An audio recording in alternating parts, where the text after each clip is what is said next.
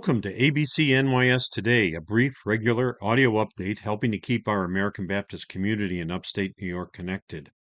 And in this episode, we'll start with an interview with Howard Maxson. He's going to be teaching the New Testament class in our lay study program here in New York State. We'll also hear from Delma West, who is the chair of the Biennial Committee, talking to us about the biennial theme for October 9th and 10th. And there's a number of events in the news, plus anything else that comes before the meeting. Let's get started. We have as one of our guests today, Howard Maxson, who's teaching in our lay study program here in New York State. And welcome, Howard. Thank you. Glad to be here. Now, you are teaching the New Testament class in our lay study program.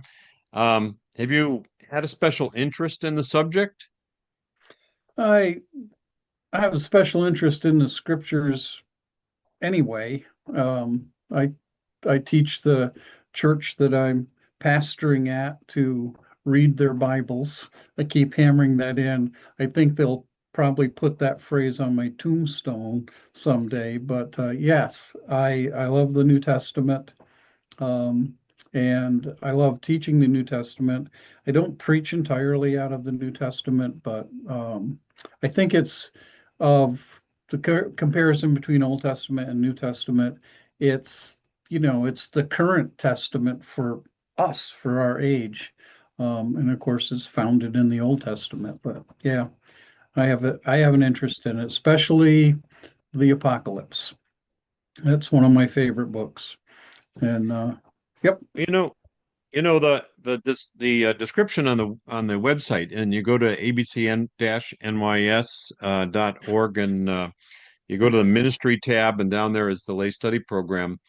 Um, it has quite a list of course goals and objectives and stuff. Are there some areas of the course that you especially like to focus on in studying the New Testament? Well, this is my second time. So I taught it 2 years ago. And I tried to focus on the text and all the chapters in the textbook. And I learned after that first experience, I think it's more important to focus on two things. In the text, you can't get through the whole textbook in one 10-week or even 11-week thing. So there are parts in there that talk about sources and dates and um, current thinking about New Testament texts. Uh, I focus a little bit on those rather than you got to read this textbook. So the students are going to spend some money on a textbook and they're going to keep that textbook, and it's a good resource to have. But I'd rather have them actually, during the course of the time, read the New Testament and then have more open discussion about what they're reading, what questions they may have, what answers I may be able to share with them, or resources that I can point them to.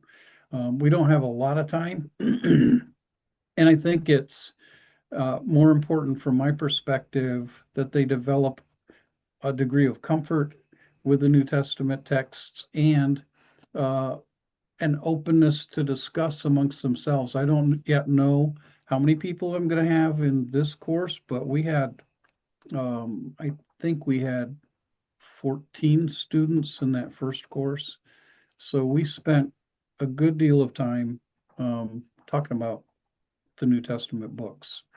It does seem like studying the New Testament and the Bible as a whole, of course, is a lifelong journey. Yeah. Um, and well, you picked one particular um, textbook, Encountering the New Testament. Is there Are there some strengths about that textbook that kind of attracted you? Yeah, the first thing I noticed is there were several different texts suggested by the lay studies program in the past. This is I think, newest one, and it's the fourth edition, which just came out the year I started teaching this. So it's current, and it's an easy read. It's not overly Mhm. scholarly, but it's pretty comprehensive. It has pictures and it has maps. And for people who maybe never have taken a comprehensive course on Introduction to the New Testament, I thought it was probably the best choice, especially since it's current. And we are currently alive in this generation, and I think it's important for our students to be up to date as much as possible. Even And though I have a suggested alternate text, which is optional, and that's text that was written in the 1800s by A.T. Robertson, the Harmony of the Gospels, but I found that valuable anyway, and I suggest that as a good thing to have in their libraries. well, a course like this could really begin somebody in their study of the New Testament for sure, which kind of Mhm. brings us to an interesting aspect of the lay study program. I often was heard it described as more than a Sunday school class, but maybe not all the way to like a bachelor's degree course at a college. Um, how do you approach teaching the lay study class? Do you have some assumptions about those in the class or why people take it? I think I have some assumptions just based on the fact that it is a lay studies class. And so, and having taught it the first time through, I think I think a general assumption I have going in is that there are people interested in just taking it because they want more knowledge. There are some who are taking it because they want to get certified as a lay pastor. And either way, it's a it's a short and therefore kind of summary look at the New Testament, and not anywhere near having a, 2 semesters of New Testament 101 and 102, and then a second semester of New Testament 201 and 202 and that sort of thing. It's not that in depth, but I think the idea is to give the students um, the kind of opportunity that if they're just interested in digging deeper into the scriptures or the New Testament in particular, or if they're on the side of getting certified, to give them enough to get a foundation built for their ongoing learning. And so I like sharing resources with them, and I will share um, other things that I've learned. Um, I put together some handouts, which, I guess are, well, through email, you hand them out, but so Yeah. they can Well, keep. But yeah, it does seem like people would find this a valuable first class too in the lay study program. Um, and people may just have never had a kind of a sweeping survey through the New Testament. Um, it seems like a foundational class for many people. It is, though, an online class. yeah. So, what can some people expect to happen in the 2 hours? In other words, in the 2 hour class, is there a rhythm to the class?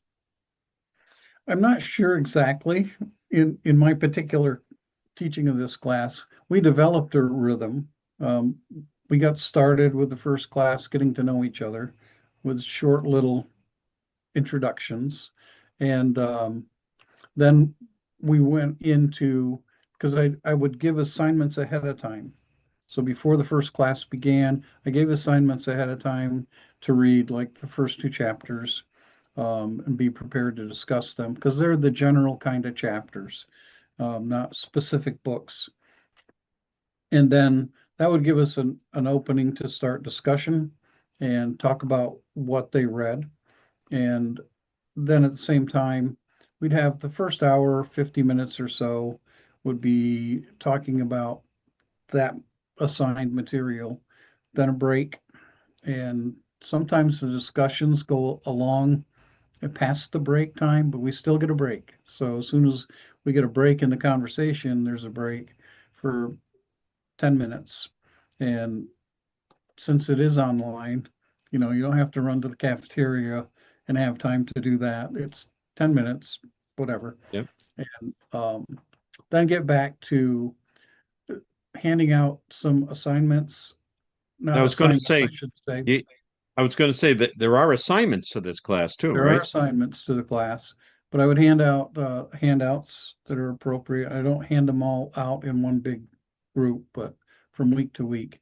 And then there are assignments, and the assignments are basically around. I've already structured this year's course to assign specific chapters I want them to read so that it fits in the 10-week program and is easy therefore for them to catch up on if they are absent a week or something.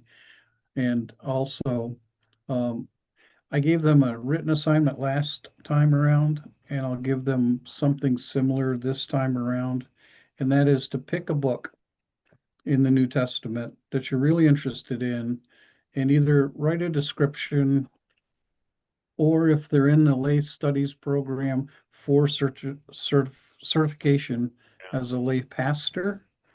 I asked a couple of people last time around, put together a message and share it with us.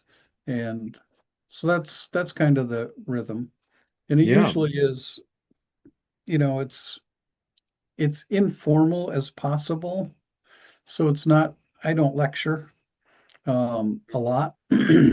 And I want to hear from them what they're getting or what their questions are. yeah, And we have discussion time. So that's the kind of flow of the class good. of the 2 hours. Yeah. And it sounds like when people register, they can actually get started on some of the reading as soon as Yep. they, uh, uh, get the book. If someone was listening today, and I think this is very possible, someone's listening who is now thinking about the class, or maybe they have someone they think would really enjoy this particular class, um, what would you say to them to motivate them to go ahead and do it? I think it's a great class, whether it's a motivation for just deeper personal thought about the New Testament, but I also think, or for an actual certification as a lay minister, I think that's valuable. But I think the other thing is it's an opportunity to get face to face with people in our region that they might not always have an opportunity to get together because Yeah, we only have a few opportunities where everyone's invited to get together, like the Biennial. And this is an opportunity just to build camaraderie um, and knowledge about other people in the association, where they're at and what they're doing, what their interests are. I'd like it to be uh, not just a stuffy, stodgy classroom, but more of a uh, coffee house get together. it really And sounds like they're it welcome can to open drink the door. coffee as long as they drink Tim Hortons. Well, your class, the New Testament class, is going to be on Tuesdays beginning September 8th, and it's from 7 to 9 p.m. Um, and the people can find out more about the class at abc-nys.org. And you go to the ministry tab at the top, and then in that list is the lay study program. And you can actually register online, you can register in paper. There is a charge, there's a cost to it. It's $110. Plus, each person needs to acquire the textbook. So mostly to make sure people take it seriously because it's not meant to be an observational class as much as a participation class. Yeah. Mhm. So we're looking forward to the new semester this fall. So I thank am you, too. Howard, for being with us. You're welcome. Thank you, Paul. And now for some news. First, we have a biennial moment. We have as our guest today Delma West, who is the vice president of the American Baptist Churches of New York State. Welcome, Delma. Well, thank you, Paul. It's good to be with you. Now you're vice president, but that not only means that in the fall at the upcoming biennial, you're going to become the president of American Baptist Churches, New York State. But being vice president means you get this extra job of being the chair of the biennial committee. And so we're getting ready for a biennial October 9th and 10th in Buffalo at the Kenmore Baptist Church. And we're hoping many people will be able to come. But why? What is the purpose of a biennial? Why would people even come to a biennial at all? Well, I think what happens with the biennial, Paul, is that it gives us the chance to gather as a larger body of Christ, a larger church. We can come and get to worship together, which we don't normally do because we're in our individual congregations. It gives us also the opportunity to get to know different people and get to know one another. And I think especially for Baptists, it gives us the time to fellowship together. And we can't forget eating together sometimes. And actually, sadly too, we do have some business, but that's a small Yeah, portion of the yeah, gathering. yeah, Yeah. yeah. Now, every biennial has a theme of some kind. Can you tell us about the theme for this October's biennial? Yes, the theme for this biennial is Shine the Light. And that came up, I guess I was thinking about the light and thinking about Jesus says that he is the light of the world in John chapter 8. But then I thought even more, God in the beginning said, let there be light. So evidently, to me, that means light is important, at least to God. And since the light is important to God, it should be important to us. Yeah.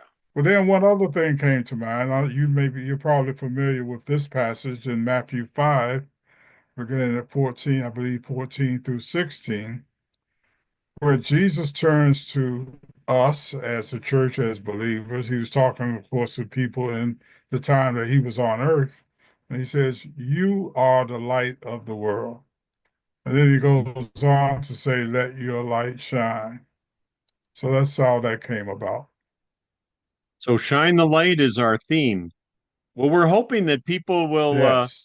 begin to think about coming in October. Pretty soon on the regional website, abc-nys.org, we'll have more specific details and the registration. Registration will also be online this year. But we're hoping people will make the visit out to the beautiful city of Buffalo and nearby Niagara Falls and not far away Canada. It should be a Yeah, great event. So thank you for they should. meeting with us today, and we hope we get people thinking about coming. Thanks. And in other news, there are several events that were described in the most recent regional email I hope you're getting. One, not the least of which, being our boundary training dates have been set for August 3rd and 5th. You need that for ABCNYS ordination and for the lay pastor certification. And also, the upcoming AB Men and Boys Conference is coming up August 15th. You can find out about those things and so much more on our regional website, abc-nys.org, or also the weekly regional emails or our Facebook page. Thank you for listening. Please share this program, show others how to follow the podcast on their devices, and let people in your congregations know, pastors, church leaders, people in the pew, and any interested listeners. We're really focusing on our American Baptist community in upstate New York. And in our next episode, we'll be talking with Bill Beck about the AB Men and Boys Conference coming up August 15th. Now, in Baptist tradition, anything said in this program is the sole responsibility of the speaker and does not necessarily reflect the views of everyone in our American Baptist community. Beautiful music is played by Mary Schwartz. The technical background and distributing of our podcast is by Erica in our Baptist office. Until we meet again, may the grace of our Lord Jesus Christ, the love of God, and the fellowship of the Holy Spirit be with you. This is your host, Paul Bailey.